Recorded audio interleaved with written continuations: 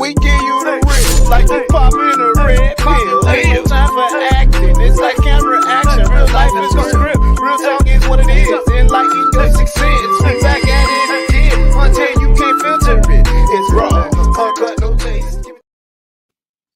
Yo, and yo. What's the deal? This is your boy DJ Talented, and we are in the building of the real, the raw, and the motherfucking rugged. Today, normally we have a sip for you, but the only thing I'm sipping on is some of this Gatorade. Get on water. Yeah, we got stuff to do afterwards. Yes, it's a busy day today. Can't be impaired. Yeah. We got some special guests in the building today, man. Y'all do not want to miss this episode. This episode will give you some insight. You dig? Mm-hmm. All right. But to my right, I have Ms. Entertainment. I got it right, y'all. Yeah, you know I'm kind of slow on that sometimes. But all right, our special guests are nobody other than the TNT team. We got Tery in the building. What's that? We're gonna put some claps in there too. Click, click, click, click. Like she didn't see my hand go over there like that. No, I didn't either. Because like you know that. And then on the other side, we have T in the building. Yay! Clap. You see, y'all see them claps? Y'all hear them claps? Man, this is a dynamic duo team. Yes. They are in the film industry doing their damn thing. First off, how y'all ladies doing today? I'm all right. You know what I'm saying? I woke up this morning. I'm trying to tell you. Yeah, we still walking on the earth and not under. You're right. Yeah. Hey. Yeah, because I had a week. Well, okay, we're not gonna go there. But yeah, I'm still walking on it and not under it. I'm excited about that. I'm always excited about walking.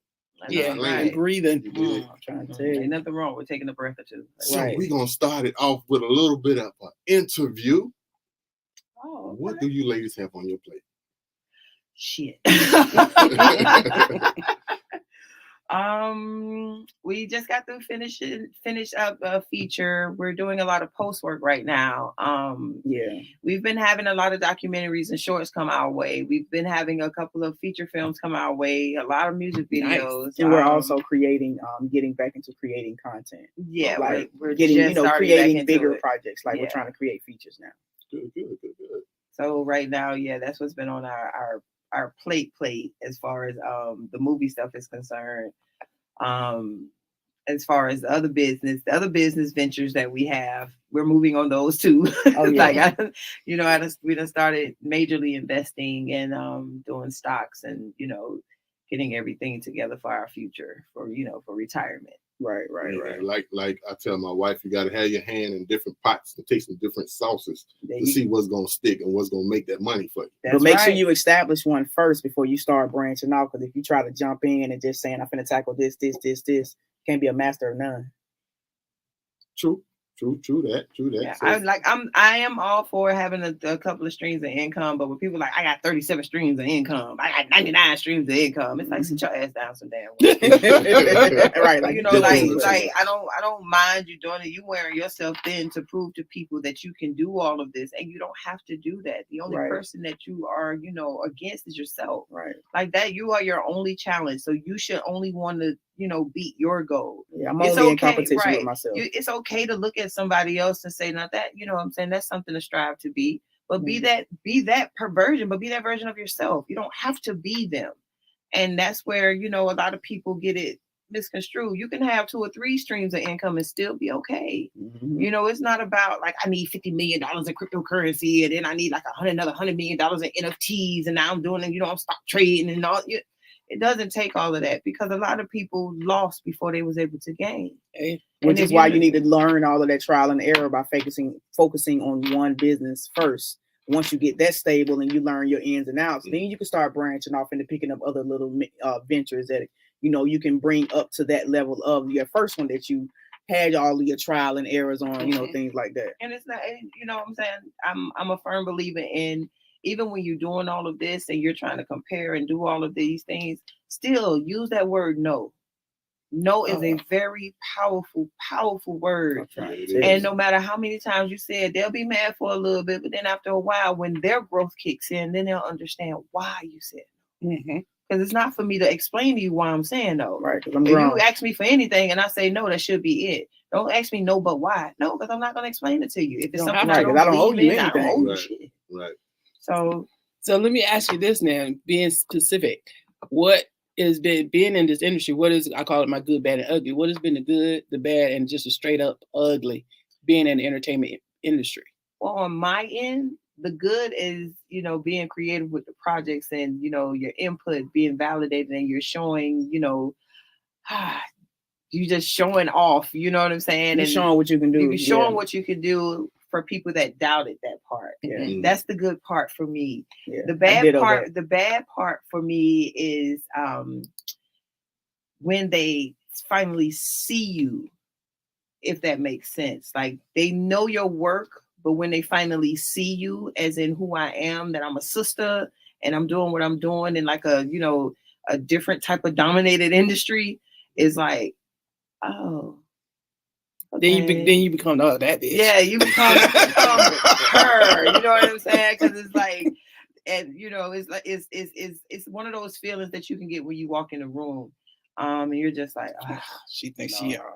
That's what, you know. And it's like, for me, it was mostly, and this can go into the ugly part, because for me, I was mostly pointed at because I'm doing things that people I didn't know because I'm in my own lane. I didn't know that people waited 10 and 12 years before they got their first commercial, you know, or, you know, major commercials, or, you know, got, you know, was on major music videos or did major stuff that I've done. And it's like, where you come from?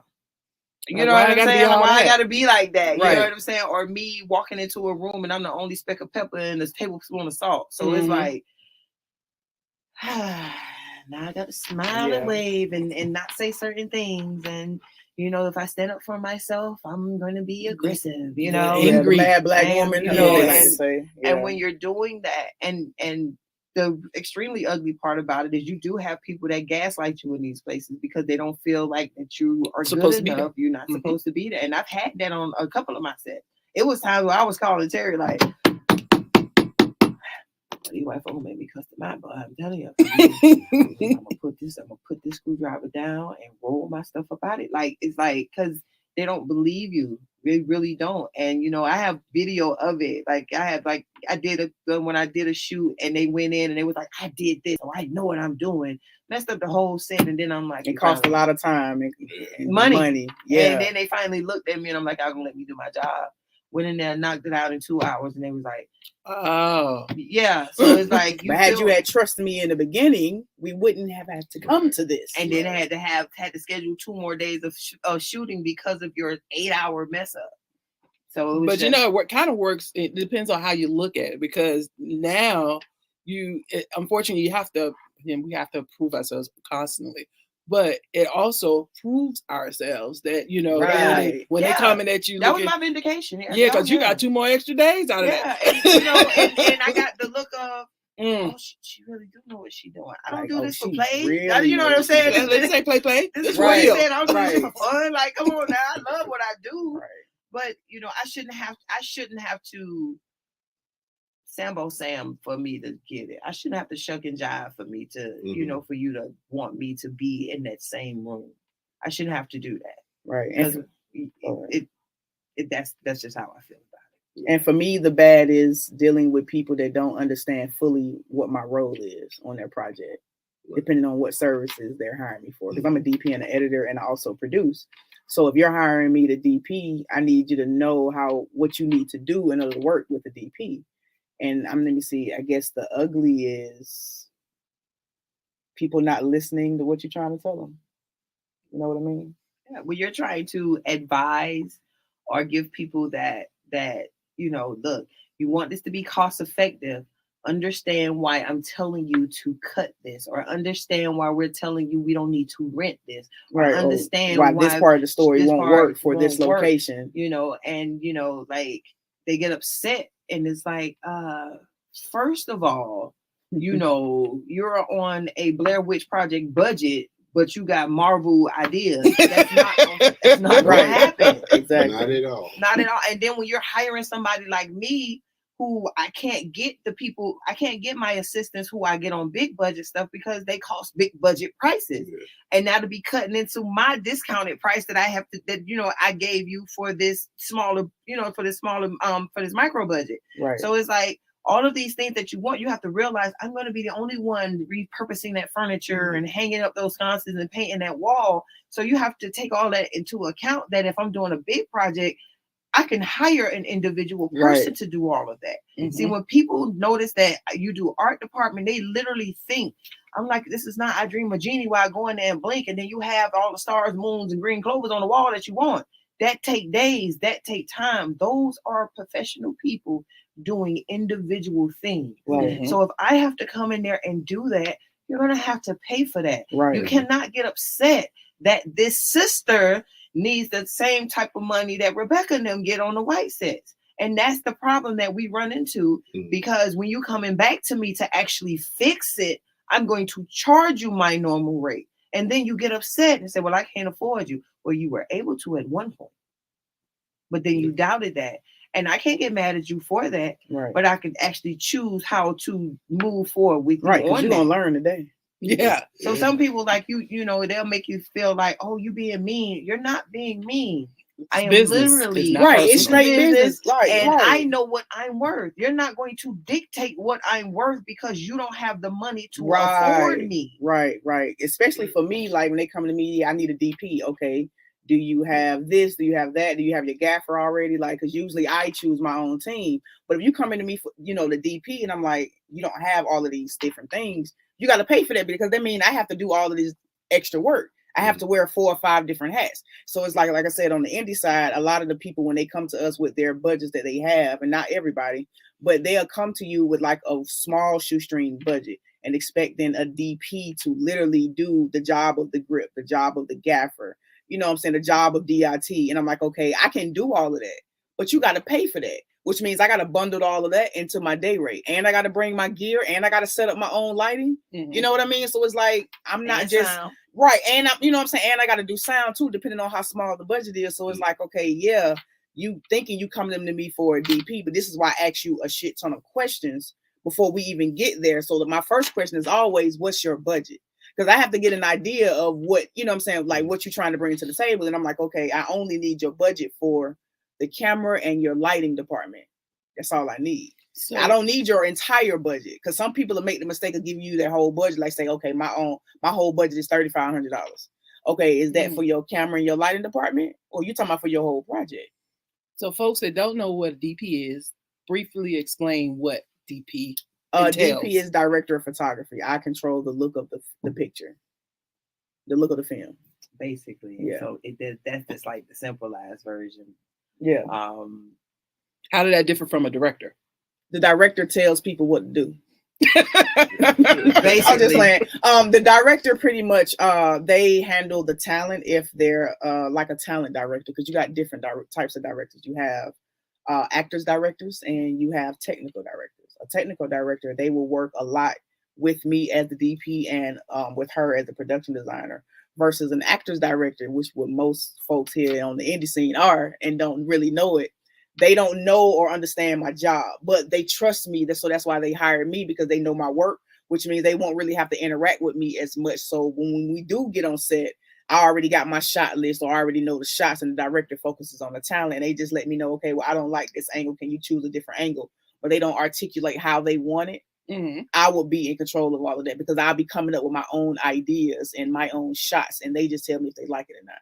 There we go. Yeah.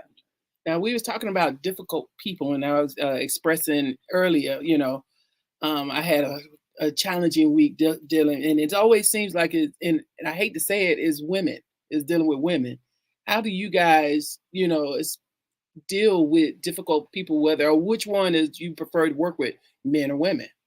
Well, to me, it doesn't matter. It just depends on their attitude. Yeah. Sometimes that first phone call is everything, and how we determine whether or not we're going to take the job or not anyway. Yeah. And then on top of that, even though like sometimes the first call can go extremely well, and you will not have an issue during the talking phase, the getting it together phase, the contracts are signed phase. All of that goes swell until you get to the heart, the meat of the work. And then once or it's like the scout day. Yeah. Or, you know, it's like, oh, well, I didn't know we needed this, or I didn't know we needed that, because I've been doing a lot of indie stuff. And I really tell people, like, if it wasn't for her, a lot of people don't know that I wouldn't be doing this. I'd probably still be staging home somewhere.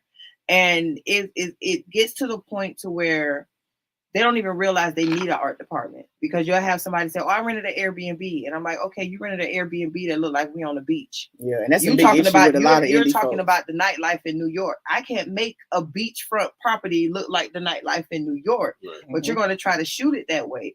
That's when you're calling somebody like me to come and fix it. Then I have to come in and strip the whole place, and you know, and start it from scratch, right? And they put be like, my you cost own too practical much. lighting up. And it's like, I didn't know that, you know, an art department needed all of that. I said, and I'm literally just like, I'm a production designer, don't get me wrong, but I'm still like an overly glorified secretary to the art director, and that's the person who's over me. You know, that's the person who would be over the entire department, and that's from everything that I have to do. Me getting the painters, the movers, the furniture, making all the sure the things are rented, in place, out of place, all the pictures are taken, so we can put these people's stuff back the way it was. Make sure I go in and analyze the holes we don't put in the wall, the tape we don't peeled off. Did we have to put the color back? Because sometimes you work with people where I had to paint a whole wall a different color, but by the time I left, it had to be back to the what the owners want. So people don't look at that, and they don't see these things, or they just don't know. And when they find that stuff out, it's like. And I always tell people, even with big budgets, I say, look at a Marvel movie. Look at one of these movies that you like.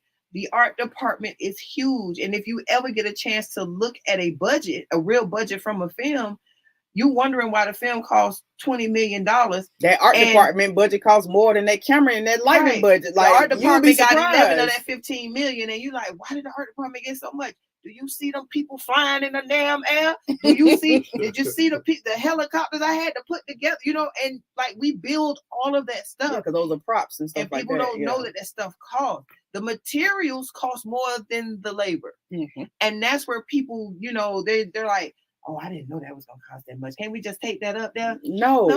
It don't work like that. Put a toe tag on it. Right. So even though, you know, like I tell people, it seems like we're working a lot, which we are, and we're very thankful for that. The budgets that people think that we're getting are not the budgets that we're actually getting. Right. So it's like you see us moving and grooving, but we have to put these two people budgets together to equal what we would have made on one budget. So it's like you're not looking at that, right? So it's like you're putting in double the work so you can reach that goal and pay your bills and keep things moving and still fund your own project while making a decent living and holding down a 9 to 5. So, you know, people don't know all of that. They just see the victorious part. They see the nice pictures. They don't see the people hanging up in your face. They don't see you getting cussed out because somebody don't like the way it sounds. They don't see you saying, you know, me going into a room that I done took 5 hours to put together, and they walk in and say, I don't like none of it. You know what I'm saying? They don't see these type of things. They don't see that, you know what I'm saying? Tery may have broken out and did everything that you have per the footage you have, and then you come in and say that's nothing of what I wanted. This is all you had. Right. That's all you got. So it's like people don't understand that, and when you explain it to them, it's either an excuse or it's I didn't know. You didn't ask. You didn't want to know. Right. And when we're as transparent as we are, it's like that's probably, you know, that's one of the reasons why people do work with us. But our transparency is also our downfall, because we don't sugarcoat to save feelings. Right. I'm not going to save your feelings because you're paying us to do your project. Right. I'm going to tell you, you shouldn't have shot that like that. She's going to tell you, I can't fix that because it's burnt in. You're upset. It's who you had shoot it. You know what I'm saying? Or you come to us first and you want us to do it. You tell us our budget too high, so you go the cheap route, and then we got to fix it in post. Even if we didn't shoot it, now you want us to fix it in post because you done seen our post work. So it's like you still gonna have to pay for that, right? So and you still gonna have to understand. And as far as working with women and men, that, like I told you when we was off the air, we're kind of going through that right now, where you have the woman who is undecided because they can't really agree on what they have in their mind, like whatever you have in your head. And we work with somebody like that, or we work with a male like that also. Yeah, and like the men with it, they'll be like very passive. and only want to get aggressive on certain moments, but it'd be the wrong moments when you want to get aggressive when you should have been passive. That makes sense. Like that.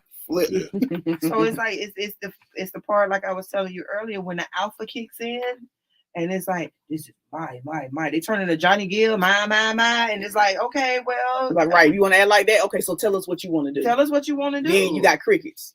Right. No, you want to talk all that shit. What you want? Be detailed in what you want. Because just know now you got to have your shit together. And at the end of the day, do not, and this is for everybody, independent, whatever you do, even if you're selling something, do not be afraid to cut ties.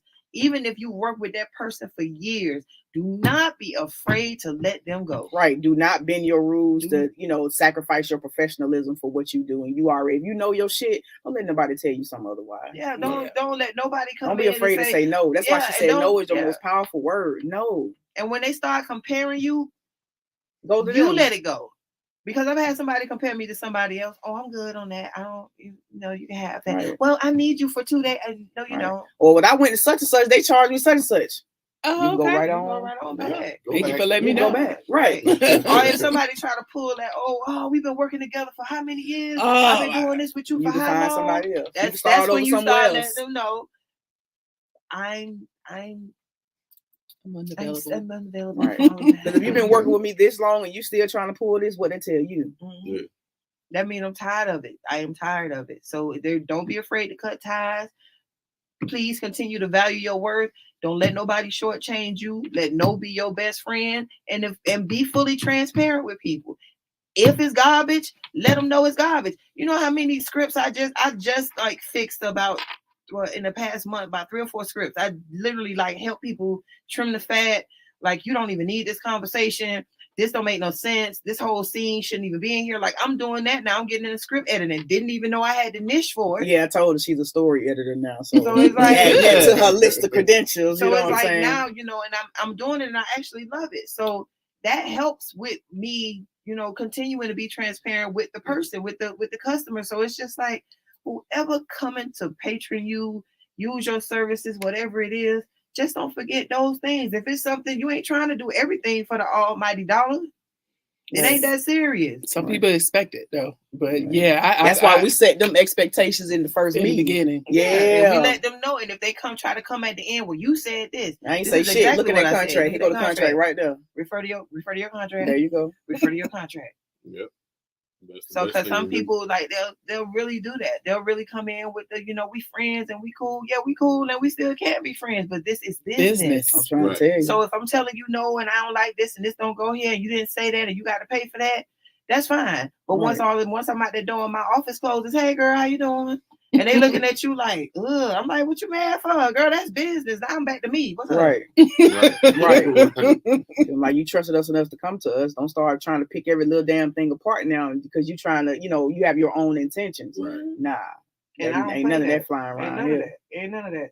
So the easiest way to work on that is if it gets to the point to where you just can't take it and it's costing you. You start seeing them red flags. Let it go. Let that shit go. Let it go. No matter how big or small it is, let that shit go. I've fired volunteers, but it's sticky when you're especially when you're in corporate America and you're trying to deal with folks, because you never know when your paths gonna cross again. Mm-hmm. So you have to try. I have to try and get that happy medium. She, the young lady told me I communicate very well. She's been trying to be funny, but I was like, you don't, because I was like, I'm communicating with you. I'm telling you exactly what I need, what I want done, but yet you don't hear none of that, and you twist it around to what you want to hear. And then here we go, and I'm like, where did you get that from? So then it's like, I'm picking on her. I was like, I need it to be right. Right. Yeah. You trying to play victim. That's somewhere. the thing. That means somebody else has an agenda. That other person has an agenda. And it's and it's an undercutting type of agenda. And you can't bend for that. I've been there. I've been there. I've been there. I've been in corporate. I've been in fast food. I done did a lot of jobs. So when somebody is doing things like that, she's gaslighting you for you to do things to her. And even though it may be minute, that is just to undercut you because she wants where you are. That's what DJ Talent was saying. Yeah, because at the end of the day, you on the right path. You on the right, and that's what it is. And what you do is, what I did was I just made sure like I was a man, I think condescending was my name at that time, baby, because it was just like, I don't like the way you talk to me. Oh well, baby, words always hurt. You know, I was that girl. Like I The was that truth girl. hurts, Like but it'll you heal. know, they have doctors and things because you need healing. It's not for me to do that. And then, it's like, she talks to me sideways. I was like, last time I checked, I'm sitting vertical. It's like I'm meeting The you. comeback game. Yeah. That's why she handles the I conversations. am meeting you at that same post you're trying to meet me at. Mhm. So what happens is, they use things and they try to make you all scary. I'm scared. Don't go inside the haunted house. Like, I don't know what to tell you. Like, at the end of the day, you're coming to me because I see all the flags. I notice flags in a heartbeat. And sometimes I'm telling her, these people like this, how you know? And as soon as they all go down, she was like, you was right. I'm like, I could feel the energy in the room. I could feel that person when they starting it. I know I'm not gonna like you. We're not gonna do that. Like, I don't exchange numbers with people like, oh, I wanna work with you. Okay, I'll get your number later. I wouldn't dare.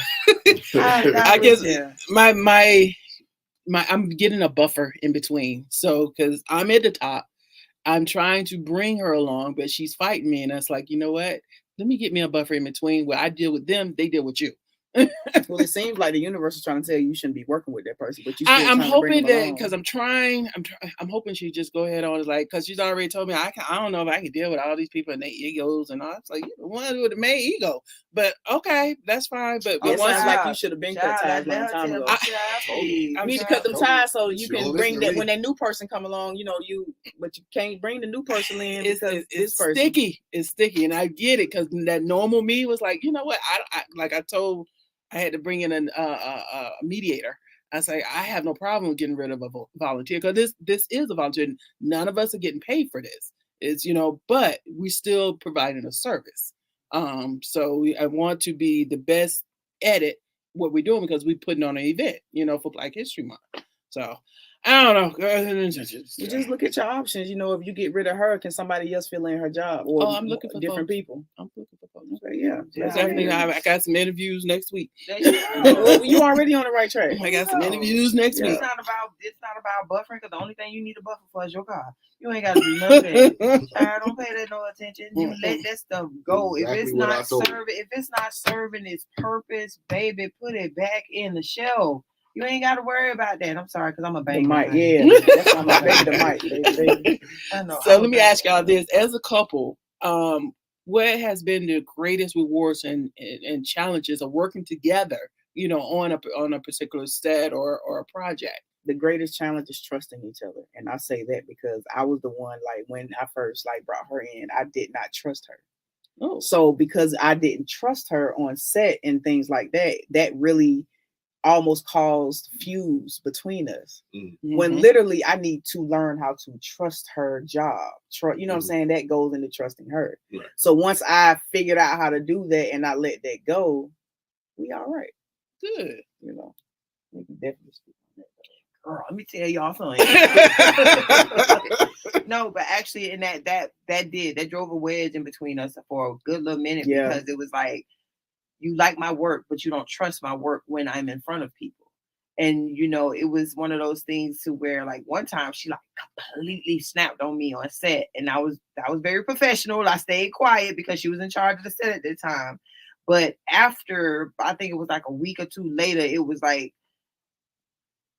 my apologies. I didn't understand. I didn't understand. I didn't get it. I didn't know y'all was talking. It was on the same set. You was on that set. It was on the Disney set. Okay. Yeah. Okay. So it was like, and then it was like weeks later, it was like, I understand where you were coming from, but I didn't trust you enough to, it was it literally was a trust thing. And that happened for a few sets.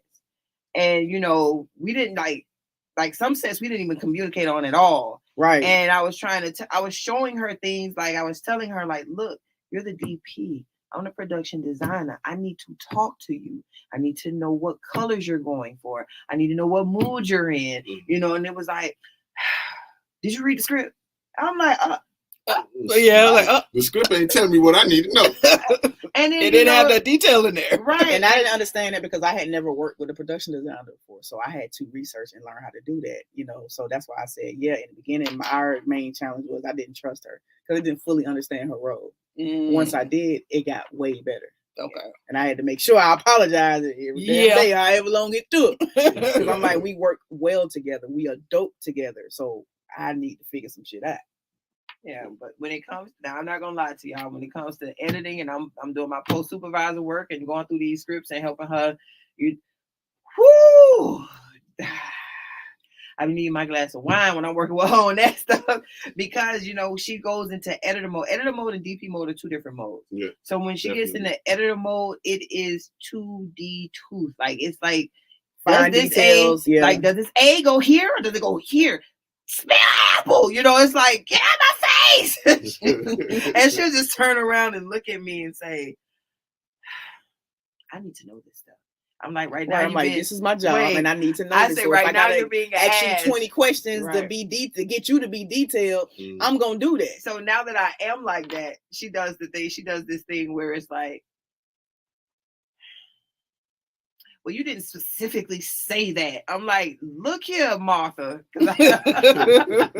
And then sometimes she'll just say, baby, I was just messing with you because, you know, sometimes I do kind of miss getting on your nerves. And yeah, because we don't develop the system to where if we got a project that is just completely messed up, she'll just put it on the timeline. I have to come in and I watch it a couple times and then I create the story because they have so many holes and gaps in what happened or it was shot wrong and we have to work around like totally lost footage or footage that got so damaged we can't do nothing with it. Like we're working around all of those things. So that's why we done became known as the fixers. And it's just like, I'm fine with that. I don't care how many projects I have to fix. So now that part is becoming easier. We have to work from something from beginning to end. But if it's something that we shot, oh my word. Yeah, we are like fully invested. So you know it's gonna be feelings in that thing. So this one, right? It's getting this one out of their feelings. And she's like, I've got to work on that. Yes, a lot. It's hard though. It's hard. It's hard when you kiss them in the mouth. Yeah, it's hard. It's hard because I DP as well. So I get where you coming from when it comes to the DP and also the editing part.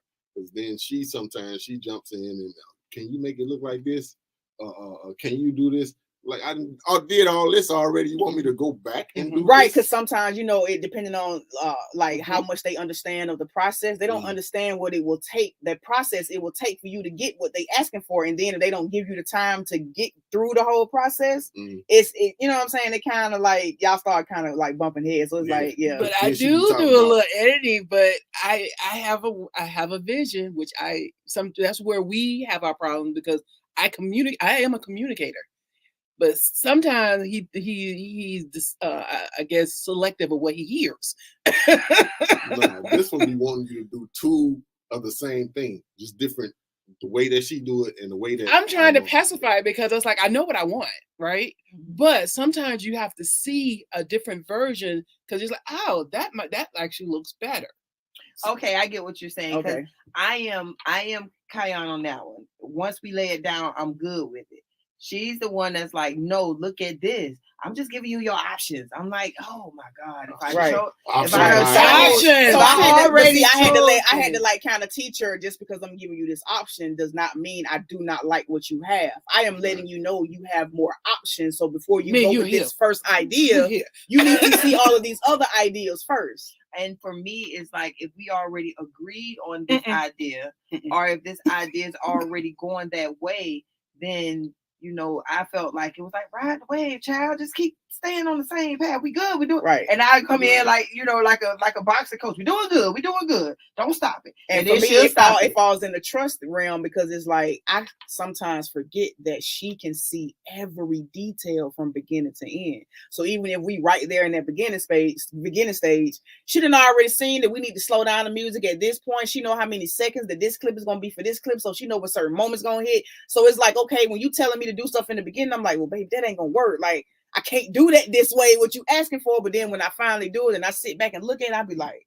now then we switch all of that. I switch with you because sometimes he doesn't see the full the full vision. Mm. And Oh then yeah, that's that. he one, don't yeah. see the full vision, and then once he do it the way I asked him to do it, then he's like, oh, Sometimes. oh, Yeah, that's But it. see, with And her, I'm I ain't agree gonna with that, yeah. lie. With me, it's like all the time, all the time when I don't understand her, like what's in her head, and not trying to get her or trying to pull out what she has in her head, because she sees all of this stuff in the beginning, but she may not, well, from beginning to end, but she may not be able to articulate that to me where it translates to the editor to do it this way, if that makes sense. Mm-hmm. So yeah, so it's like it usually be me. So now when we sit down, it's like, okay, babe, you run it, whatever you want. I got everything already laid out on the timeline. This what you want, baby? All right, so tell me what you want. Can we Let's get go. there? It's a process. It's a process. It just, man, it'd be like you doing your creative thing and you see this one thing, she may see it as something different. You be like, God damn it, is this not good enough? See, but you gotta not look at it like that, because you have to really break yourself down to the point where it's like, she knows what she's doing. Now she had to break herself out of that. I had like for Yeah, real, like you look real. at what she's done thus far. You can trust her. You ain't always right. So you can't always tell her like you know what you're doing just because you've been doing it longer than her. That's what I had to learn for myself, to move out of my own way to allow her to be great. Because we needed y'all today. Hold on, slap Because at the end of the day, what you want is to be able to still look that person in the face outside of business. Right, because I had to try to teach her, like, babe, like, just because I piss you off in this session don't mean they got to translate over to when we leave, we walk away from the work and we're back in our personal life. I'm like, baby, we gonna go back and forth. That is our job. Yes. You know what I'm saying? So it's like getting through on that, and she's gotten like a whole lot better on that. So now, like when we get mad at each other at work, it don't translate from when we turn the computer off.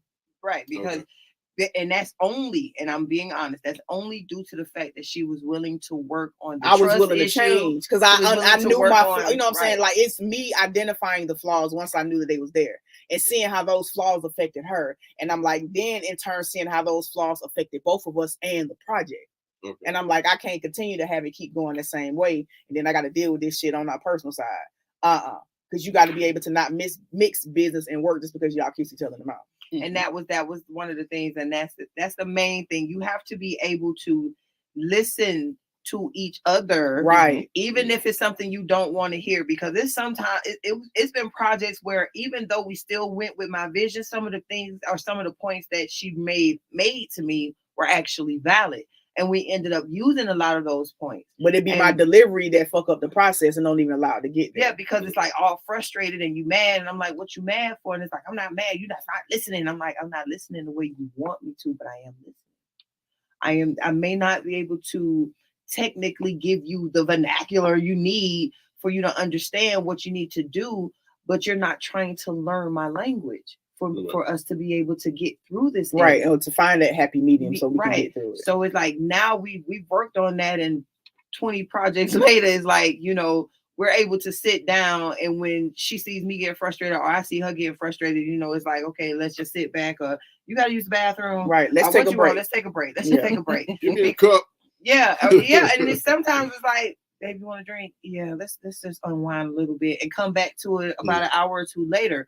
But in that hour or two time that you have away from it, you're actually working on breaking down the communication on what happened. Right. So if I say, well, what happened? You changed from this one to this one. And then she'll tell me, well, that's not it. You're saying this and this. And I have to sit back and say, well, maybe I am using the wrong words, or maybe I'm not saying it right. Mm-hmm. So I'm going to get up and I'm going to show you.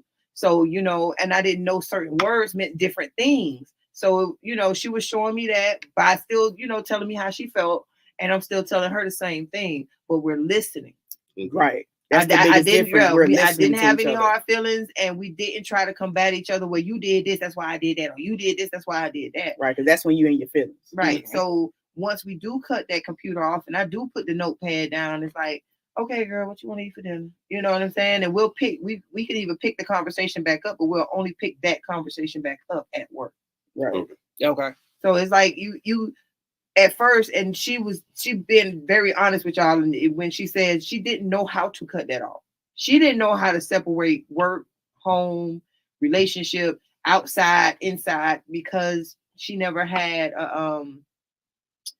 what you call them things. She never had nothing to see. She didn't see that growing up. Like, Mhm. so when you don't see that like that, see, I had my mom and my dad, and I've seen the good, bad, and the ugly in a home, in a 2-parent home. So it's like I knew when to shut up sometimes. I knew when to say things. I knew what to say. Sometimes I knew how to say it, even though sometimes it came out wrong. But I did. And it was it took a lot. It took a lot. It took a lot of understanding for me with her. And she'll tell anybody, boy, it took a lot of patience from me. Like it took to deal with all of this that was in this package. It took a lot of patience. And it just goes off of, if you love that person the way you know you love that person, you'll be able to get through it. It's just the stubbornness of your passion in a project versus the stubbornness of your passion in a project. And if it's one of those things where you have to be willing to listen. If they say if she comes at you and say, this is what I want, and you're like, well, look at this first, or vice versa. And it's like, well, we could put both of those together. And sometimes we have paired things where it's like, okay, I like what you did in the beginning of this one, and I like my ending. So let's put those together. Right. And then if we decide to go with my idea, then I'll be like, I don't like that, baby. I should have listened to your idea. Baby, let's go ahead and implement your idea. You know what I mean? Yeah, it's no ego involved in it, because even with your response, that's still a little bit of ego. That's in your feelings with the response.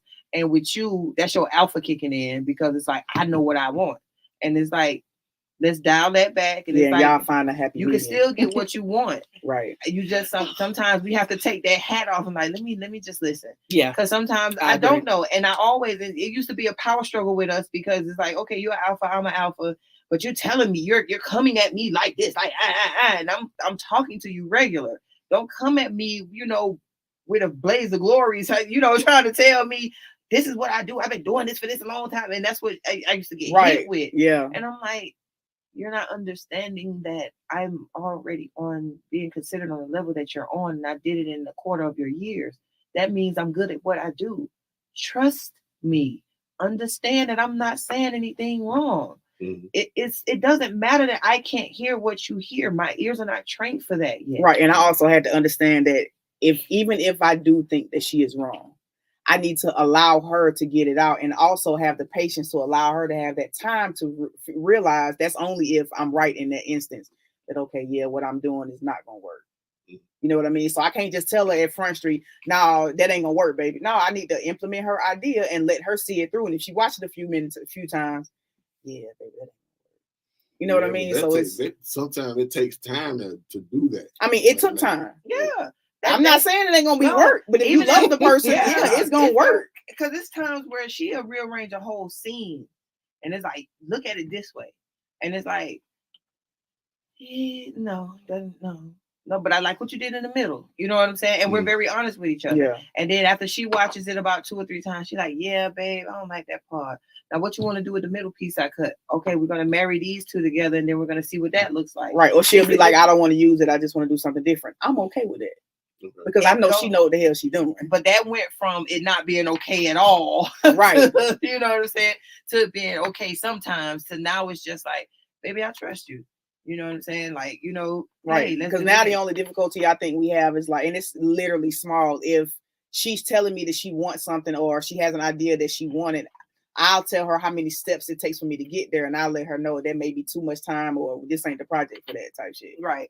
And that's me facing the fact that some things aren't feasible for the time frame that we have. Right. Because our deadline is here. So baby, if you wanted me to do that, we should have started on that, or you should have told me. Right. We should have did that first. Or right. This is why I don't like to do this a certain kind of way, the way you do it type shit. You know what I'm saying? So it's like that.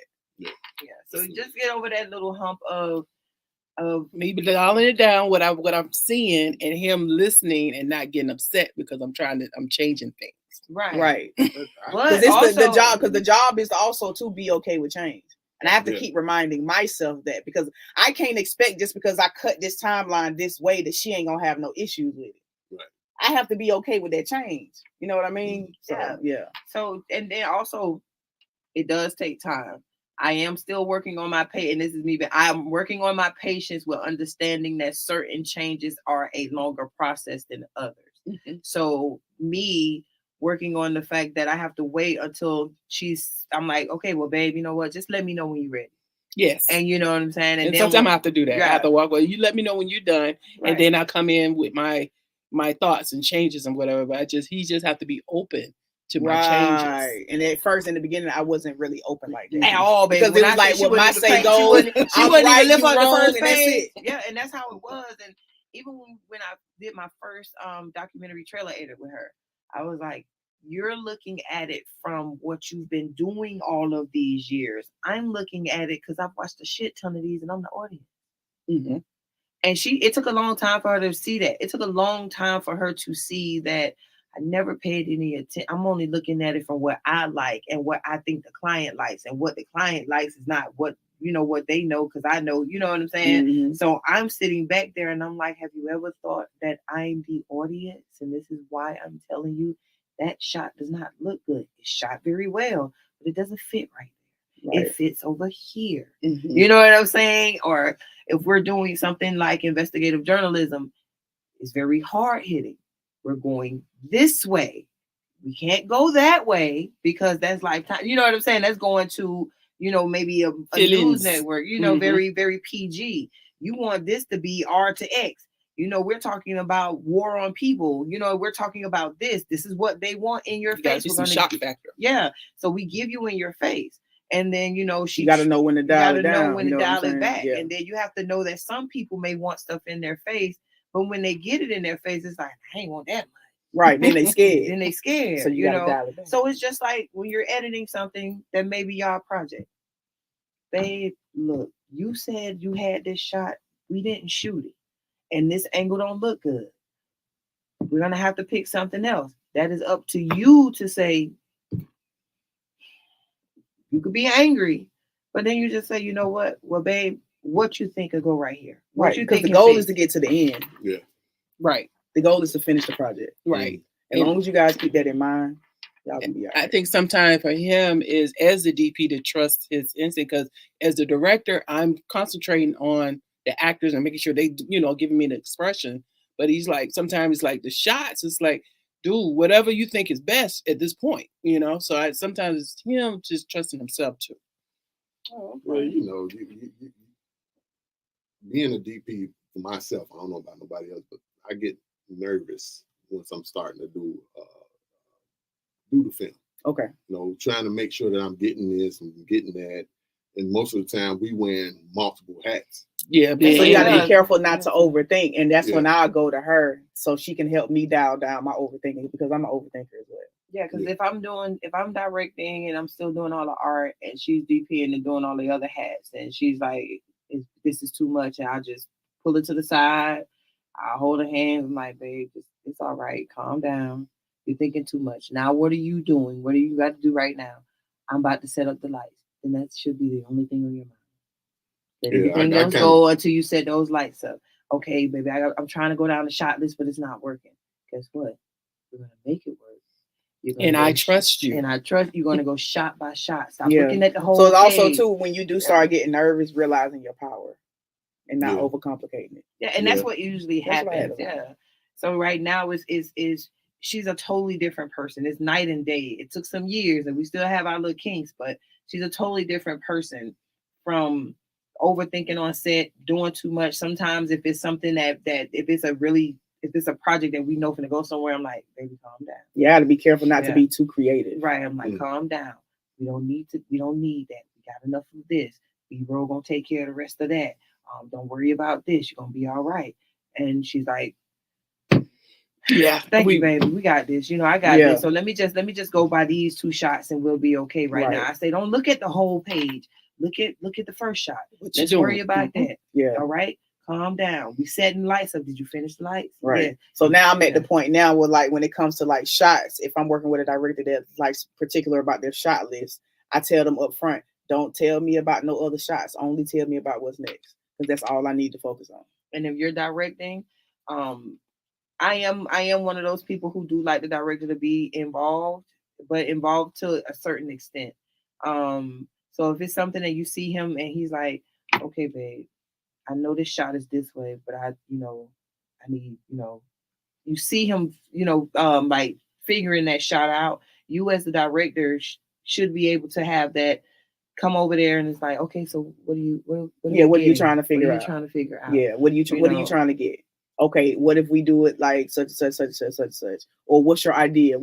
How are you trying to capture it? Right. And you know, listening to him to see how he want to do it. So if you hear the issue, then you can give him the problem. See, the key is not to focus on the issue. The key is to focus on the solution. Right. Right. Okay. Like, yeah. Yeah. I totally agree. Because that's like, we have a code phrase like check your face. That That's means too cute. that means when That's because I get he's tunnel tunnel vision Yeah. and he ain't Same hearing here. nothing. Same Yeah. here. Nothing. That's me And when I 24/7. say tunnel vision, especially on set, you have to wait until she's like completely put the last nail down, and you're just like, so Right. you know, Before I Yeah. can say Before- anything, because So, he looking at but- me side-eyed. That's Yeah. like, Right. Yeah. Because it's And like that we is be the- I in had our to learn zone, so that. we I had to learn that we're yeah. snapping at people when they come Yeah. to us, and I didn't understand that. Mhm. And that's why she came up with that check your face though, because I come in there, somebody from the set can actually come and say something to me, and I'm just not listening. trying to get that done. He don't I'm hear like, nothing. And I'm trying to get that He done. don't even get but that. He just get that. yeah. Like, you know not to talk to me when I'm doing something. Right. And I don't remember it, so you need So to wait. that's what, and then, you know, from us working with certain people for so long, they know that now. I had to learn that also. So it's like, once you learn that, like really Learning genuinely each learn other. that about each other on set, like we have different ones. Our post-production work is it's different between us. Our, you know, when we are on set, it's different between us. We have a different relationship for each thing that we do. Okay. Because I know she has certain boundaries that I can't cross on set and vice versa. So as long as I continue to respect that, or sometimes like we used to have the issue, like the only issue that I feel like we still have on set is when she's into the script. Like when it's a script that she really wants to do, she's very particular about certain things. And when time won't permit or budget won't permit, or they running out of money or doing something, and it's like, look at this. This is what I want. And you know, we have to come together and like, girl, come. Right. Then I have to have my come to Jesus moment with Yeah, my crew. so They- it's like- and my crew, we've been working together for so long, we know how to bring each other down when we're in those moments. Okay. You know what I'm saying? So they know when to bring me back to reality, and I'm like, all right, but you know, I still want it, but I know I can't. Right. All right, you know what I mean? So like, all right, let's get it. Let's, you know what I'm saying? Yeah, Get back so that's in the it. thing is knowing each other personally enough to know when we get on set, I can see something is wrong, or I can see you're overwhelmed, or I can see that stuff is not moving right. I can see your frustration. Like we already know, like she done see me frustrated on set. She'll pull me. Yeah. You know, come. You know, I have my. I don't know, boy, I'm about to rip all my shit up out of here. You know what I'm saying? you know, or you know, even no matter who it is or what it is, if it's moving slow, because our lighting guy does. Shout out to Let Me Translate, but Man, still, what? but like, when he gets He's like, frustrated, what you want to do? he's like, Because you already know No. what I'm on. believe on that. Do I need to start unplugging stuff? Or They ain't waiting we on can- us, right? yeah, we can see Oh, when alright. like when he gets frustrated, it's like, hey, leave him alone, let him finish, and then we'll start shooting. Right. Yeah, That means right. move everybody out his Right. way, let him finish doing what he do. So won't nobody be in his way affecting how long it's gonna take him to get it done. You know, like if we use our director, shout out to 5 Points Media. If we use our director, it's like he's one of those people who only does his shot list on site. So it's like, leave him alone, let him walk around, he's talking to himself, he ain't crazy, just leave him alone. Right. He doing his thing. Let Right. him do what he do. So we all get that, because I have my moments, like if I have to design and set dress 3 rooms for like 2 different scenes, let me get the first scene out the way, then leave me alone, because I got a lot to do. Yeah. And you know, her thing with me was she wanted me at the screen. I'm Right. like, but she didn't realize that I'm the only one. So And I kept forgetting if baby dressing up a whole entire house, I can't expect for her to stay on screen when I'm shooting. So you know what I'm saying? Because then I'm like, okay, when we doing playback, well, I didn't see such and such. That's because your ass went at the screen, like I told you to. That's me being all petty, and I'm like, I can't be like that, because then at the end of it, baby, you forgot I'm doing this room, taking Right. this down to make sure y'all got that room. Damn, I forgot all of that. Baby, I'm sorry. yeah, but I wait till after set, because when we're in front of people, I don't Right. I'm not that Right, girl. because I'm like, you can't be mad at me in front of people now. You can't Yeah, let we them gotta know keep we it feuding. professional. We gotta, yeah, you know Yeah, what I'm 'cause saying? we had 2 shoots where we didn't speak the entire shoot. Boy, I'm talking didn't about we speak going the- at it. Well, we was at We was going at it. well, we was going at it, but nobody knew. They didn't know a thing. It was like we had so much fun on set. I'm saying in my head, baby. I couldn't You stand only that knew- motherfucker. It was gonna be a motherfucking funeral. Right, like for real. I'm like, man, you ignoring me. Stop fucking ignoring me. Like we walk past, like saying being all petty and cute, but yeah, it's all love at the end of the day. So knowing what you know now, is there anything that you would do differently? No, me personally, no, because I love who I am and I love my growth. So I ain't trying to do shit differently if I could time travel. Everything that I've done led me to this: the good, the bad, the ugly, and the indifferent. So I I agree. wouldn't. Only thing I change is my drawers, and that's when I take a shower. Yeah. Hopefully I you do that. I mean, like, no, seriously, like everything It's the that growth for you me. did. Yeah. If you I change agree. one thing about your past, you wouldn't be with the person that you want to continue to be with in your future. Right. So if I would have took certain things or went certain places, and I wouldn't have met her. And it was just like, I'm glad I did. Like, there's nothing that would change my trajectory from her.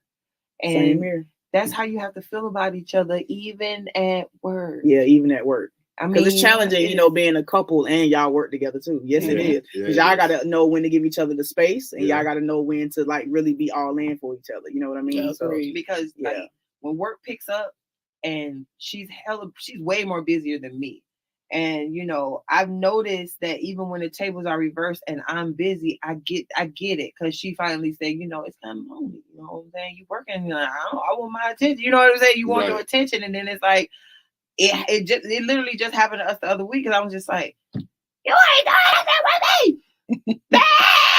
And this she was like, you forgot. I'm working, and we're working, and I'm still working, and we're working. So that brings me to another question. So do you have a full-time job plus you're doing the full-time? Mm-hmm. How do you balance it? Because this is where me and him switch. I'm working. He's like, I don't have my time. I said, but you see me doing this. I ain't doing this shit for my health. Right. Well, like, I'm doing this for us. Right, what's up? What? Before y'all answer that, look, before COVID, this lady was never at the house. She was volunteering to do this, volunteering to do that, volunteering to do this, working 9, 10, 11 hours a day. When she come home, she come home for a minute and she gone. Sometimes she wouldn't even eat till 3, 4 o'clock in the afternoon. So it was easy for us not to see each other for more than 24 hours. Easy. Yeah. And we living in the same house. Mm. Well, that's because it's a choice, and I'm being honest with you. It is a choice. Our choice was, one of us is going to do the full-time thing, while the other one may want to do something part-time and still keep their business running full-time. Right. So that's a choice you have to make. As far as allocating time, when you're dealing with somebody, and I'm telling you this straight up, Kayan, when you're dealing with somebody that is busy and that is a workaholic, you have to tell yourself, do I love this person enough to understand and accept that the time that I want from them may not be the time I get? Mm-hmm. And you have to be okay with that. If you're not okay with that in any type of way, then you got to figure out what you want to do. Mm-hmm. But I'm dealing with a workaholic. I'm dealing with someone who has a 9 to 5. We film full time. We edit full time. And because when I get off work on my 9 to 5, I'm coming home to work. So I only got 4 or 5 hours because I got to get back up at 5 o'clock in the morning for work. So what I did was I had to show her also, because at first it was like, well, you're not doing this and I'm not doing that. And I'm like, spending time with a person doesn't necessarily mean they shut everything that they're doing off. I had to show her that, no, you don't have to stop working. I'm sitting in the room with you. I have my headphones on. I'm looking at my tablet, or I'm reading a script that I need to trim the fat off of, but we're in the same area. Well, she's under me while I'm doing it. So she's laying in my lap while I'm working on the computer or something like that. You see what I'm saying? Making sure that the time that we do have in the same home or in the same area is not wasted on the fact that it's not all about me. Right. And you have to be okay with that. I mean, that's your wife, baby. And and then it's like, even on those times, because it does creep back up in your ass, because it done creep back up in mine a little bit. It was just like, it was just like, baby, what's up? Like, you ain't spending no time with me, you know what I'm saying? And then I had to realize, like, shut the fuck up. Right, like, because sometimes you get in your feelings and you have to realize you have to take the time to dial it back and look at the circumstances. We haven't been able to do this because remember this was going on at the time, or I may be mentally exhausted, or I may just want to relax, and I may not always want to go out and things like that. So it's all about understanding each other. Right. And it's all about what you and talking and making sure that when they do have that time off, or when they do surprise you with that time off, Just take advantage of that. Don't bring up the fact that you want this to be like this all the time, or this is what you should do, or like you missing out on all of this. Yeah, so a lot of times it's you really dialing back your expectations. Yeah. See if it's all good. We good now. I mean, we better. COVID kind of hard. Yeah, it creeps back up. Yeah, right. Yeah, and that's why I said it ain't gonna never be perfect, but y'all are perfect together and perfect for one another. As much as she works, it's times where she feels like I'm not giving her attention, and I'm like, the fuck? Like, and it's like, what you mean? What you mean? Like, and I get it, because she's like, I'm always away from you, and we're always doing something. And if I'm in my office doing work and she downstairs in her office doing work, we don't see each other. So, even no matter how much I talk to you or text you, I get it. It's nothing like contact. It's nothing like, can I give him a kiss for the day? I know you working and I'm working or whatever. Text me, say, hey, and when I'm finished, I'm going to bed around this time. Have your, can you shut your business operations down at this time and spend this time with me? Right. Like, have your shit together before our time type shit. You know what I'm saying? So if it's one of those things where you feel it creeping up in you, that's when you go talk to her and like, Mom, hey, can you get off early, or she'll know if I'm right, because she helped me come up with a schedule as far as what I'm saying, like my independent work or whatever. So now I shut down at like 8 or 9, or what I'm saying, because I know I have to be in the bed a certain amount of time. But she helped me come up with a schedule, because I usually will literally work throughout the whole night and not give a damn. But you can't do that when you're in a relationship. Well, see, our situation is she worked during the daytime, I work at night. Oh, so that's kind of hard to set up. Yeah, because y'all working different, and then we both still trying to get the business doing what it do. So it's time consuming on both sides. We can, like she said, we can go sometimes 24 hours without seeing each other. But I mean, prior to COVID, now I work from home. So yeah. So I kind of dial mine down, because I gotta go to work at night. So I'm kind of going to sleep at 5, 6 o'clock in the afternoon. So it's like y'all got to plan y'all off days together. Yeah, because I'm not off work yet, or I still got calls afterwards that I probably don't even get off the call until about 8 o'clock at night. And that's why I proposed that, because that's what I had to do. I literally brought my portable office to her office, or if she's in the room doing her office work from there, I'll take my portable office and put it in the bed. Like, I made sure. And then when I explained that to her, it doesn't have to be you get off your stuff or something like that. Sometimes that's good. And that I was in the mood for that one day, and she was just like, well, babe, you said spending time, and I did, because she really wanted to read something. But I didn't voice to her that I wanted your undivided time at that time. And if I would have voiced that, she had no problem giving me that. But if you're home and she's working all day and she's working from home, it don't matter if you're sitting in the corner, you're still there. I'm still there. Right. And that's what it is. Like, we want that, all the undivided attention. Not you can't always get that. Yeah, you can't demand that. Especially it's not fair. If we got goals and we're doing this thing, so I have to do this part for my company. Take sacrifices. You doing this for your company, or we doing this together for this company. You have to be able to understand that sacrifice is not going in vain. Just like before I even accepted the job, the 9 to 5. I came to her and talked to her about it. Okay, baby, if I do this, how we gonna do this? So we talked and worked out everything on how we was gonna do it beforehand, so we wouldn't have that conflict. So that's why I said, like, if you're on a computer and you working from home, and you got a corner that you can't see on your screen, it's like, you creep up over here. I set my little corner. I got a whole setup in her office. I got my table. I got my nice comfy chair with my blanket. If it's a day where she's like, babe, I'm going straight to the office and I'm done for the day, I'm just going to come on down there. Got your headphones. Okay, baby, you going to put your headphones on. If not, I'm going to put my headphones on. As long as we're there. And then every now and then she can reach back and touch my foot or touch my leg. She know I'm there. So I'm actually happy and soaking all that in, because that's still time to me. So what advice would you give anyone because we all had our ups and downs, struggle and challenges in this business, and it's not kind. What would be your advice for anybody who's getting into this business? If you chose this business, you better be strong enough to go through it. Point blank, period. Like, you can't get in this business expecting it to make some big ass change. Like, no, you finna do this in this way and this that way. No, understand what you getting yourself into and be strong enough and have a backbone to deal with this shit. Because you can't be no weak ass motherfucker trying to get in entertainment. I'm just being honest. And you that's gotta on have you. a backbone. That's on you gotta any have level a of voice, and you entertainment. gotta know when to listen and when to be a follower. Because in order to be a good leader, you gotta know how to follow. Amen. That's my advice. This mother went to church. Amen. Amen. That's the truth. Any level of entertainment, I don't care if you just PA, and I don't care if you flag hold it. Any level of this is hard. It's a challenge, and It it takes is time. tough. Don't expect for that shit to happen overnight So, unless you know somebody. That's And why I being, say that's when just you being get to real. when you get to a You gotta know certain some big level, body. say no. When you get to a certain level, know your worth. You can even know your worth at the bottom. It still doesn't matter. It's just like It's all about how you carry yourself. just make sure your skin is thick enough to take the bullet, but thin enough to understand why they shot at you. And also understand that you cannot do this shit by yourself.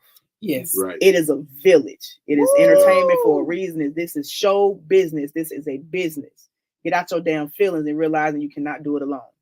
Just because you're a one man or one woman band now don't mean that shit gonna always work. You better learn how to work with a team And learn how to learn give how to people trust your team. Learn how to trust your team and never be big enough to not give people their credit. I see it so much, and we've been a part of crews, and we've been on sets, and we've seen people literally give no credit to the people who actually helped them. Mm-hmm. And it's like, because I want the light, and it's like you're not understanding that sun shining real bright through your window, and I still see darkness. I don't care, because you're taking it all for yourself. You're trying to drain everybody else's battery so you can keep your battery full, not realizing that they're getting their source from somebody else. So you're draining a lot of people, not giving that one little shout out or putting that credit on there. It's like I see people, I'm gonna take that credit. Like you want 55 credits for your one movie. Okay, you did 13 jobs. Nobody cares about that. Right. So you can sit here and tell me, I did all this. I did everything by myself. I even did this. I did that. I did that. Okay. Exactly. But we know you ain't do that shit by yourself, so credit your fucking team. It's too many parts in film industry. There's too many parts to try to do all yourself. You'll never get a good show, a good film done. Right. And even the ones who are taking the credit for other people's work and not giving people that credit, it just shows you what type of person they are. Yeah. Right. You know what I'm saying? Understand them red flags when you see them. And don't be mad because you see somebody, get into it faster than you or rise to the top faster than you. Right. It ain't your journey. That's not your journey. Like I tell people, yes, mine was swift. Everybody's journey different. It was swift. But I'm not mad at that. And then I'm sitting next to somebody who had a swift moment, then it started slowing down. Then it became another swift moment, and then it's like now we're both at this steady incline. So it's like I'm okay with that. You have to be okay with that. Like it's not okay. I want more. You're gonna keep more. And it's okay to be a perfectionist. Just understand that everything don't have to be perfect. Mm-hmm. And realize that people are human. I don't care who they are. People gonna fuck up. People gonna make a mistake. Yeah, people gonna make mistakes. It's not for you to chew them out. It's not for you to talk about them bad. It's not all of that stuff. If they're an asshole, they're gonna always been one. Right. It's up to you. You just like what the late great DMX said. Trust everybody. Just know that you have to understand that that's who they are and handle them accordingly. Mm-hmm. I can't expect to invite a robber to my house and get upset that something missing. Yeah. Right. So that's what it is. Trust everybody to be who they are. You just have to work with them accordingly. Right. Period. That's some true shit. So don't be in your feelings. Know your worth. Understand no is gonna be your favorite word. You also understand that this is a business. And understand that this is a business. Learn those four and you're gonna make it no matter what it is. And learn how to mind your own damn business too. Yeah. You hit that one right on the head. You got any final questions before we move on and closing this thing out? Because we believe it or not, we are over an hour. We done went, look here, man. We done went from industry stuff to relationships back to industry. Hey man, we done did a good damn thing right here. Amen. Amen. And that it's just and don't try to do it all at once. I meant to bring that up. Don't try to like all your changes. Don't try to overload yourself and do them all at once. Right. Take your time. Take your time. Do one at a time. So if you're having that problem where y'all not really communicating real well on the post-production part, take one step in that part that y'all not doing well on, and just work on that. So if you feel yourself getting frustrated, sit back, take a deep breath. Even though it may not be what you want to hear. Because it's been, and she knows, there's plenty of times I done bit my tongue. I was like, no, say what you got to say. No. Go ahead and get it out now. No. You need to go and get it out. I'm not going to let you gaslight me, because if I do that, I say the wrong thing, we're going to end up going way left. Yeah. And so it's okay. Yeah. It's okay. That's just you trying to pull that stuff out of me that I don't want to be pulled. And that's all. So that one does it. That's it. That one does it. What do you mean? Gaslight. So what would you think? The first what step was you is about to acknowledgement. say? What was you about to say? Yeah. What was you gonna say? Yes, I'm Miss just Fletcher. asking a question. Give me Job is damn entertainment. You have to. It's not to what you acknowledge. say, it's how you say. Yeah, And you that's tell what me that all the tell me time. And you can't like, and with her, I always tell her, stop trying to pull it out of me. I don't want to, it's nothing. I like, if you stop saying that, I'll let it go. Because it took for me to show her, like, when you get somebody to that point, stop. If I'm telling knowing when you to stop. Yeah, if I'm Mhm. telling you to stop and you see my expression is I'm about to get to you raw in a minute. And it's like now she sees it and she's like, you know what, we're gonna stop for a few minutes. My apologies for getting on your nerves. I was getting on your, you have to, and now she's acknowledging, like, I was getting on your nerves on purpose because I missed you today. And then, I went too far and stuff like that. And instead of trying to, well, what's wrong? Well, what is it? Well, so you're not going to talk about it? See, this is why we can't communicate. And, it was all that. And that she didn't know that was considered gaslighting. You're gaslighting me into wanting to give you what you want. That's not fair. Right. But I want you to talk. Because what I don't want is they come out later, then you explode. And then it's like, well, why didn't you tell me that in the first place? If I was doing something that was, wasn't right or whatever, tell me, because I don't know. Sometimes you gotta wait until y'all are both in a calmer state. Just like if we just got finished bumping heads like crazy on the project, and we walk away from that project, we frustrated. But I know after a minute, I give her space, I get my space, we cool. Then we're eating dinner. We're eating dinner. Once I start seeing her having those lighter moments, I know she is going to bring it back up. And then now we both got clear heads. Now we can talk about it, and then we'll start really hearing how each other feel, and it'll feel better. Right. You have to be able to understand that you not get what you want right then all the time, baby. I agree, but he got to communicate his feel and let me know. What I don't want, because he's done it, is something that bothers him and continue to ask, I'm okay. But then it comes back 10 times as big, later, because he didn't communicate that. How many times you asked him, was he okay? About 50. That's wrong. You know why? Because you're still gaslighting him, whether you know it or not. You're not giving him a chance to calm himself down. Right, which means you're not allowing him to be in his feelings. Allow that. You have to allow that. And I was telling her, like, but he got to come back at least once he calmed down to tell me what was wrong. Right, but you have to allow him, no matter how much time that takes. You cannot put stipulations on when. Right. It's been times ain't no time limit. Right. It's been times where she'll come back to me 2 days later, or I'll come back to her 2 days later. And I had to get her to the point to understand, like, even if I come at you a month later, I'm coming to you to let you know that bothered me. And it took me this long to be able to formulate the words without us having an argument about it. I agree with that. Because he got to listen to that one. Yeah, because he tell me I fly off, and it's like, and so let me calm down. I was like, well, give me a minute and I will bring, because I'm gonna bring it back. I don't forget. Oh, that's me. That's me. I'm here. But I will bring it back in a more calm. But then he's like, well, it's a week later. Yeah, so you can't be like that. Yeah, I got because she's very much that girl. Yeah, she's very much like this one here. She ain't finna give you no time. Like this instance that happened with my job a couple of weeks ago, and I came home early. Actually, I got suspended, so I came home early, and she's like, "What's going on?" Like, babe, I'll talk to you later. Right, because you had to give him that time. He just went through a tough thing, so it's like. But he said, "I'll talk to you when you wake up." I said, "I'm up." Because you trying to rush it. Yeah. I'm like, okay, well, we'll talk about it tomorrow. No, you said I'll talk about it later. So when he actually got up, ping. No. Yeah, you can't be like that. You're so bad. Yeah. You gotta allow him to be in his feelings. Like, you gotta think about it. If he's like, depending on what type of work he do, how strenuous that work is on him mentally, and he just went through this tough situation. And then he's also a man. he got to deal with putting his ego back together. He got to deal with all of this and that. So he has to have that time to be in his feelings, especially if you expect the same from him when the tables are turned. But I was like, I'm like, something happened. So you what we fix gonna do? Because you instantly, and that's me. That was me too. I'm instantly always wanting to fix something, but I didn't realize how much I was starting to make things worse. Yeah. Woo! And when I say wanting to fix it, I mean fix it to the point where as soon as I say I'm something, spitballing. I ain't letting her get a word off. I'm cutting her off, and I know that's one of her pet peeves. And I'm like, okay, I had to learn how to allow her to be in her feelings. And but when I tell you, and I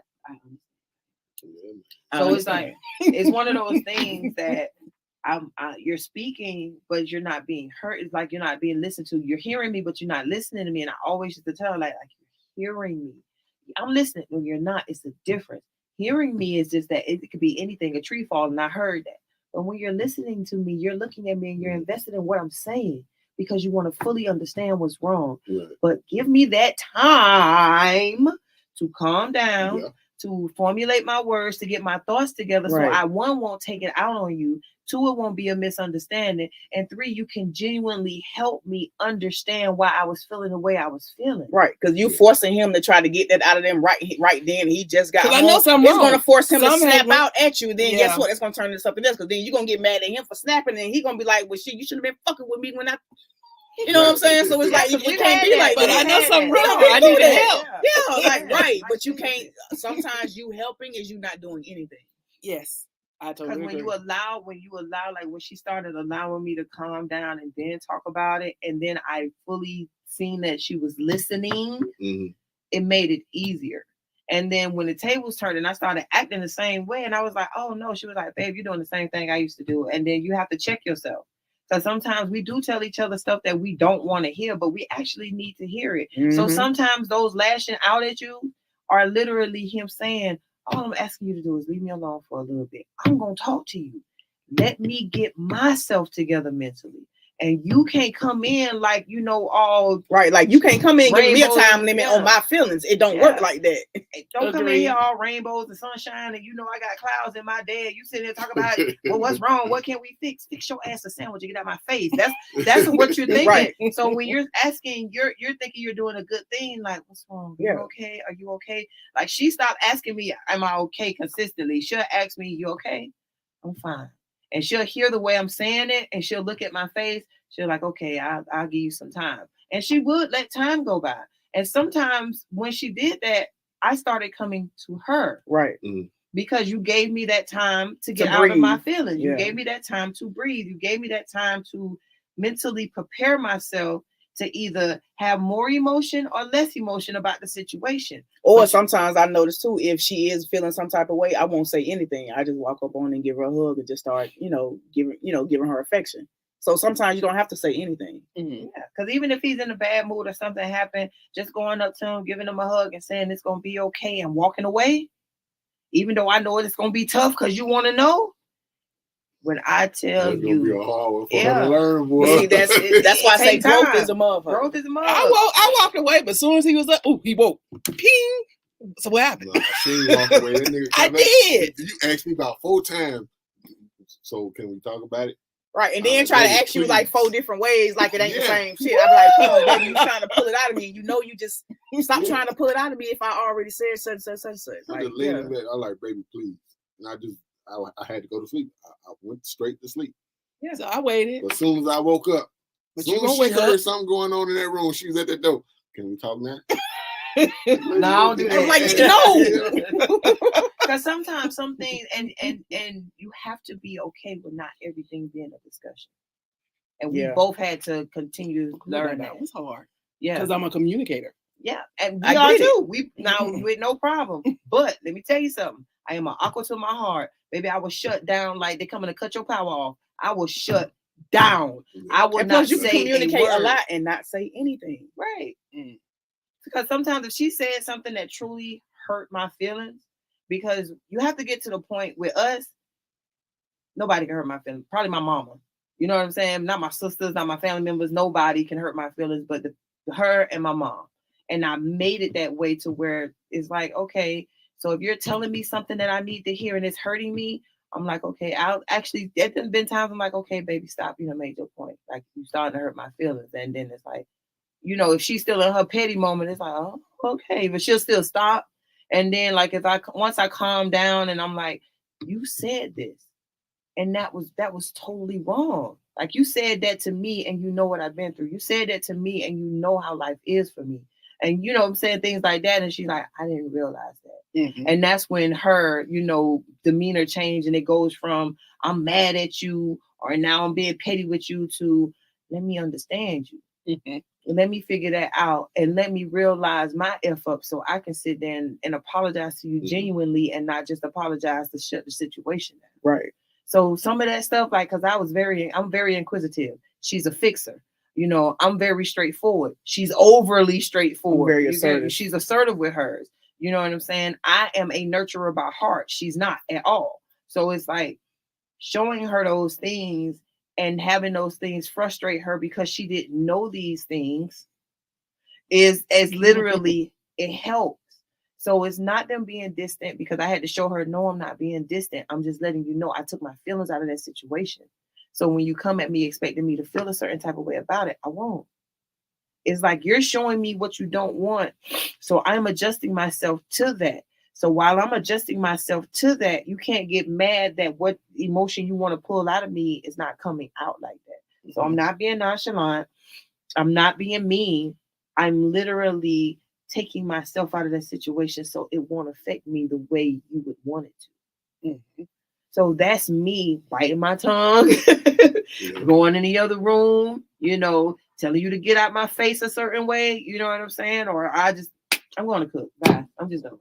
You know what I'm saying? Because I'm finna leave. Okay, you must be going downstairs or something, because you ain't leaving this house type stuff. Like, ain't no going to bed, take man. Your ass in the take your ass back in the living room. We ain't finna leave this house mad. No. Like, mad at each other. And you gonna give me my kiss before I leave out this door. You're right. So that's all, baby. Just the inquisitive person in you, the person who want to fix and know, because you are a communicator. You're talking to two communicators. It's not worth it. Right. It's all about you picking and choosing your battles. You're right. Because you totally love that person. It done got to the point with us where she's like, you all right? If she doing something petty, I am picking and choosing. I'm picking and choosing. And when I say that, I'm not finna go no further. I'm not finna get into it, and she'll stop after a while. Because like I have to say that out loud. Not like I'm picking and choosing. I don't feel like fighting. I don't feel like going back and forth. Right. You know what I'm saying? So just that's all. The transparency will speak for itself. Right. But you gotta stop. Because everything else gonna work itself out. Trust me. You're gonna end up getting what you want. Agreed. Yeah, it becomes couples therapy. Yeah, because it does. It really does, and it helps to know, because it becomes free flowing. Like now, when something's messing with her, she don't hesitate to talk. She used to hesitate to talk. Right, because I'm used to keeping stuff inside. Right, and then exploding later. Same. And not realizing I'm exploding later. Or not realizing she being petty, or not realizing, she talking trash all day. Like, I'm like, you gonna stop? What am I doing? That, like, you doing that, like you talking trash, like you've been talking shit all day. Like sometimes I'm like, baby, you've been talking shit all day. I have. Didn't I just ask you to stop in the kitchen? Oh, my bad. Well, babe, shoot. I'm like, then she'll go into her spoil mode, and I'm like, we're not gonna do that. Well, what you doing? I'm picking and choosing.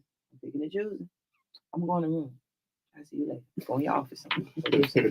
I want my work out. You have to. You have to. Especially if you still see yourself with that person for the rest of your life. Let all that other shit go and learn the person you're with. Stop making them out to be what you see in your head, and see the person that's in front of you. So if they don't want to be bothered, don't bother them. If I want time alone, we all have been in a relationship where somebody like, I want time alone. Oh, you finna go talk to somebody else. Like that. I just want to smell the air without your breath in my face. Like, so all that other stuff is minor. Like, so that's all you're working on. It's easy. It's hard, but it's easy. It's easy for, say you say something slick and you finally say, I'm gonna go this way. What's wrong with you? Picking and choosing. You gonna know. You want a sandwich or something? Like she'll change the subject, or I'll change the subject, or you want to go to the store with me? You know what I'm saying? Something like that. Like, if we know we done got on each other's nerves, What you want to watch? Well, a lot of time we'll be in the middle of an argument and the phone will ring, and that'll change both our entire mood. Yeah, like who that? So just work on that. Y'all got this. Yeah, Y'all we'll got be it. all right. So Yeah. we're gonna wind this thing on down and start closing this thing on out, Well, so we can all get right. on out of here. Yes, we gotta get on Because my out. stomach is growling. Oh yeah.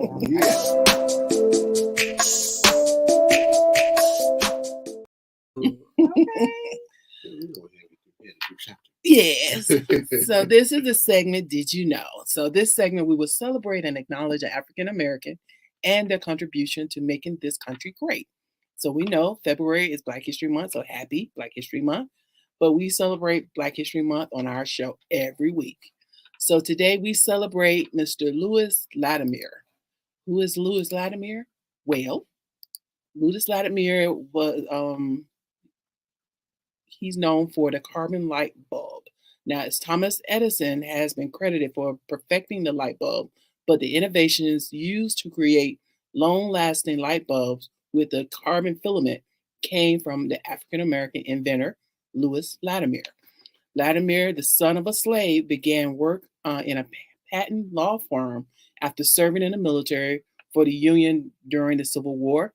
He was recognized for his talent drafting patents and was promoted to head draftsman when he co-invented an improved bathroom for railroad trains.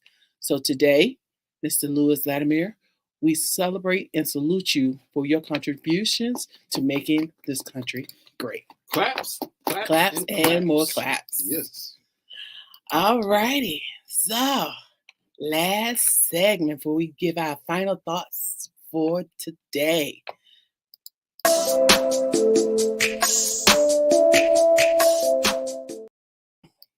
So check your truth. This is my time, so I can check my truth and do what? Just blow all this shit out. Whew. So on my show, The Power Hour with the Real Ass People Society and me as your president, live on Fridays at 7 p.m. on Terradome Entertainment Radio, streaming on Live 365, of course. We talk about women that can't work with other women. So I think we can, if we as women stop making it personal. So I ran across women that because they decide to act like children when they can't get their way is where the breakdown comes into play. Just because you pout and stomp and do all this and stop speaking to your spouse at home doesn't mean that it flies in the workplace. I find it challenging to coddle in people that suffer from what I call the Oak syndrome, old ass kids. but to get things I need out of these types of people, I have to give them that extra virtual hugs, extra stroking of their egos. And, I personally don't agree because everyone should want to do their best job and bring their best self to work. But it is what it is. So as your president of the Real Ass People Society, I encourage all my women and men to act like women, because there are men that act like spoiled women, to truly check your truth. Why can't you get along with folks? If you find it difficult to get along with people, then it's probably you. So seek professional help for that Oak syndrome and grow the fuck up. So learn how to just do what you need to do and just make it business and take the personal out of it. No matter what it is. No matter what it is. Get your feelings out of the way. So God bless you and these United States of America. So any final thoughts on anything before we close? I'm going to give you a final thought. Happy anniversary. It's in 2 days. Yes. Happy anniversary, sweetie. It's in 2 days. Oh, y'all? Yep. Okay. Valentine's Day. Yeah. Really? Because our birthday is 2 days after. Okay. Yeah, I'm gonna be 45, y'all. Y'all see that?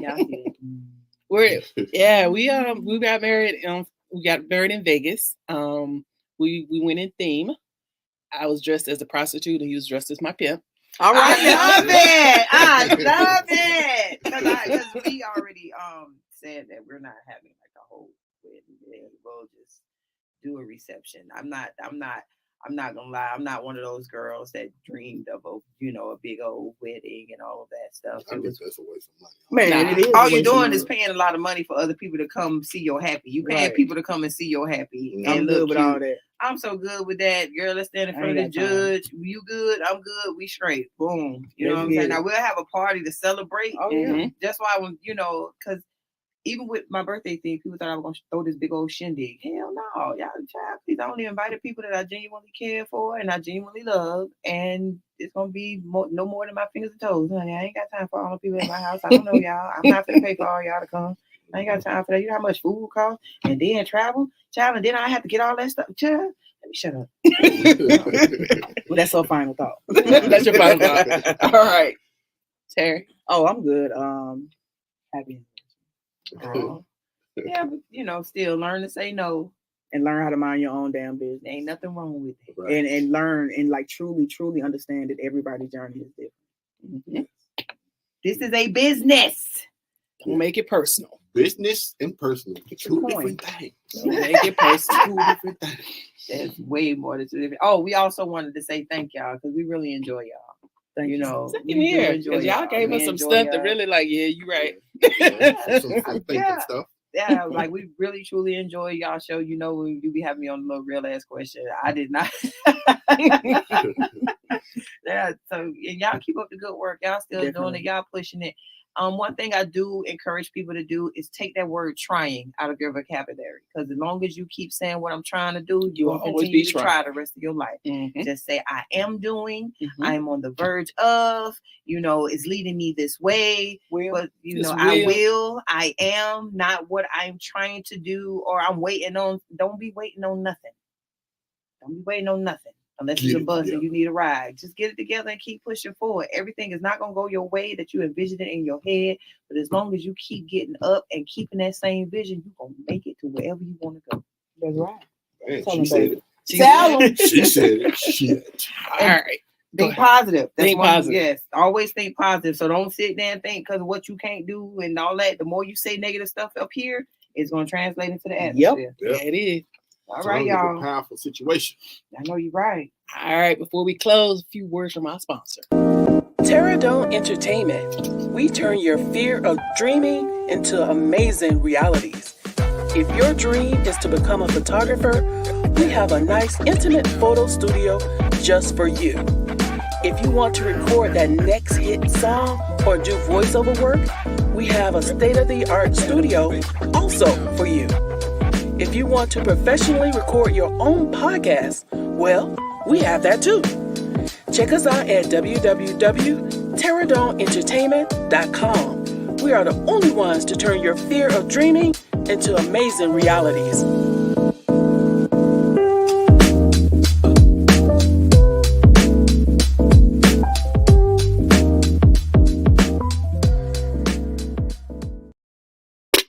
All right, DJ Talented closes out. All right. Y'all heard it. We went through goddamn relationship counseling. We done been through film in the industry counseling. And as they said, tough skin to get you where you need to be. You got that little thin skin. That shit rips squirrel quick. Person say, get out of here. You don't. Forever. No, keep it thick.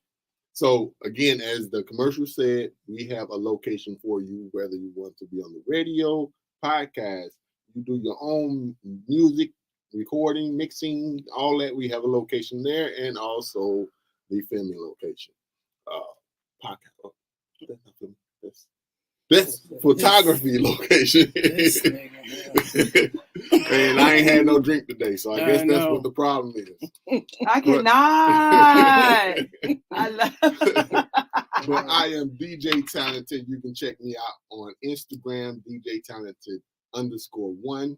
We have to my right, Ms. Entertainment. Oh hell, yeah. Hey man, I got one. And we have the fabulous T and Terry. How can people get in contact with you? T Johnson at tscapesllc.com. Me, Tery Wilson, and that's terrywilson.com. That is TERY Wilson.com. And for T-Scapes LLC is TEESCAPES LLC.com. Yes. All that all that good stuff. Check us all out on info@teradomeent.com. And this has been another great show. We see y'all later. All right. We give you the real, like we popping a red pill. Ain't no time for acting. It's like camera action. Real life is a script. Real talk is